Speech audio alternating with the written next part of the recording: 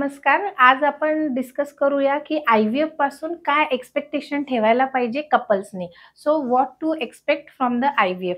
You know all की जेव्हा पण आपण कुठली पण प्रोसिजर करत असतो त्याच्यामध्ये नेहमी रिस्क बेनिफिट रेशो आपण हा बघितला पाहिजे. आय-व्ही-एफमध्ये बेनिफिट डेफिनेटली जास्त आहे कारण की तुम्हाला ते एक मातृत्वाचं सुख देतं. पण त्याचे काही साइड इफेक्ट पण असतात. जसं की पेशंटला इंजेक्शन्स आपण जे देतो 10 दिवसासाठी, तर त्या काळामध्ये जर पेशंटनी चांगलं हाय प्रोटीन डाएट घेतलं, तर जे ब्लॉटिंग होणार किंवा थोडंसं जे ड्रॅगिंग सेन्सेशन म्हणजे जे पेन होतं, तो एक साइड इफेक्ट असतो. दुसरा आय-व्ही-एफमध्ये साइड इफेक्ट असतो that is OHSS ovarian hyperstimulation syndrome असं आपण त्याला म्हणतो.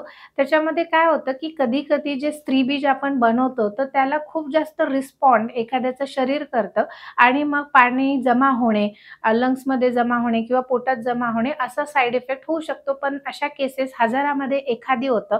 पण एवढी प्रगत प्रणाली आहे आपल्या अंकुरामध्ये, की आपण स्टार्टिंगपासूनच चांगले इंजेक्शन्स देतो, तर OHSSची जी रिस्क आहे ती एकदमच कमी होऊन जाते. सो हे जे साइड इफेक्ट्स मी सांगितले, तर नेहमी आपण कधी पण जेव्हा कुठलीही प्रोसिजरसाठी हॉस्पिटलला जातो, तर ऑल्वेज बघायचं की बेनिफिट किती जास्त आहे आणि डेफिनेटली आय-व्ही-एफ हे तुम्हाला मातृत्व देणार आहे.